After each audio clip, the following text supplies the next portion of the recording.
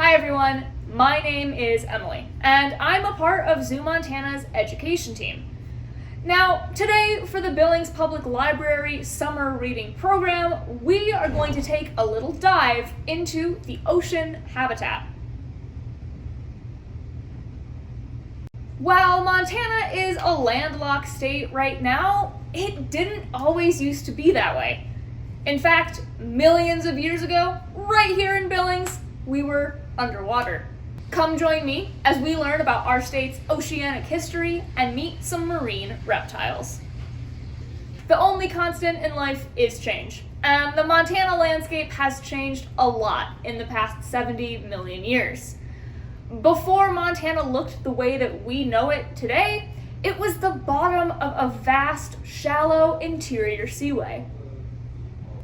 During the Cretaceous period, or the last age of the dinosaurs, North America was split in two, and running down the middle of it was the Western Interior Seaway.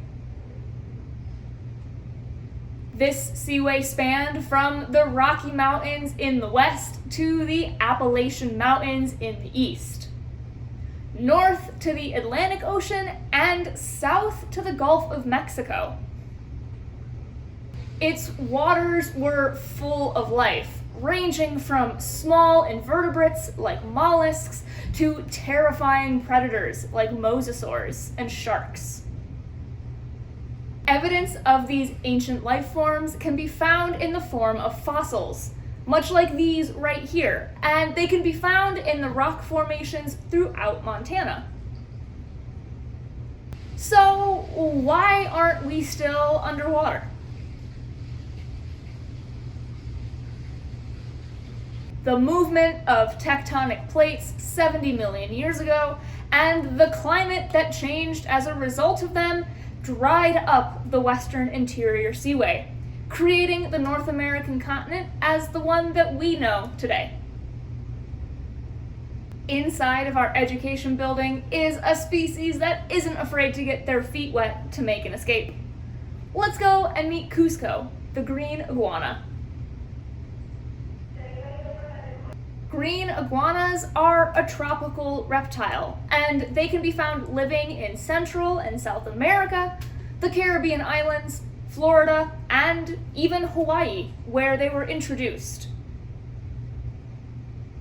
Green iguanas prefer to spend their lifetimes high in the treetops, where they're not only safe from a lot of predators, but they have unrestricted access to the warm sunshine. However, regardless of where they live, green iguanas need to live near water. It turns out, green iguanas are excellent swimmers. An individual can use their long, whip-like tail to propel themselves through the water, and they can actually sleep underwater for as long as 1 hour. Not only does this allow green iguanas to move quickly from place to place throughout their habitat, but it also helps them to escape predators. Many of them don't want to get their feet wet.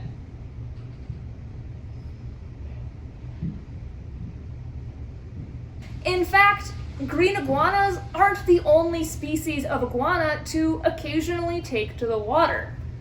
Marine iguanas, a species of iguana that live in the Galapagos Islands, rely completely on the ocean for their survival.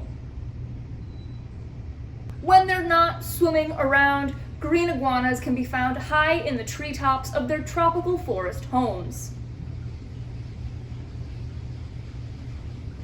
The long claws on their feet help them to climb and grip onto tree branches. And despite their carnivorous appearance, green iguanas like Kuzco are herbivorous, eating things like flowers, leaves, and occasionally insects in their treetop homes. Here at the zoo, Kuzco eats a variety of fruits, vegetables, and insects to keep him happy and healthy. He also regularly goes on walks with his caregivers, much like what you're seeing right now. If you come and visit Kuzco, you might see him bobbing his head up and down at you.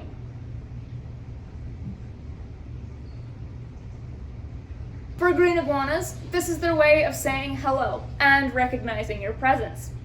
Kuzco happens to be very social and head bobs very often at both his caregivers and guests like you. Like many of the animals that call Zoo Montana home, before Kuzco lived here, he used to be somebody's pet. Green iguanas, like him, are a very charismatic exotic pet species. While most people have good intentions when they decide to get a green iguana or another exotic animal as a pet, often they don't realize just how much specialized care an exotic animal like Kuzco needs.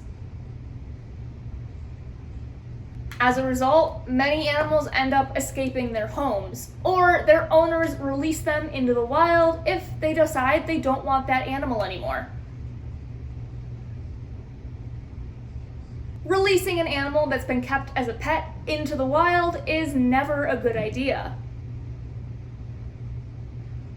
Since they've been cared for by humans, it's possible that that animal would not know how to survive in the wild, and unfortunately, they may end up dying. However, if the animal survives, it's possible that it could become what we call an invasive species. While exotic animals like green iguanas can make a great friend, the best thing that you can do to help Kuzco and other green iguanas like him is to do your research before you decide to get one or any other exotic animal as a pet.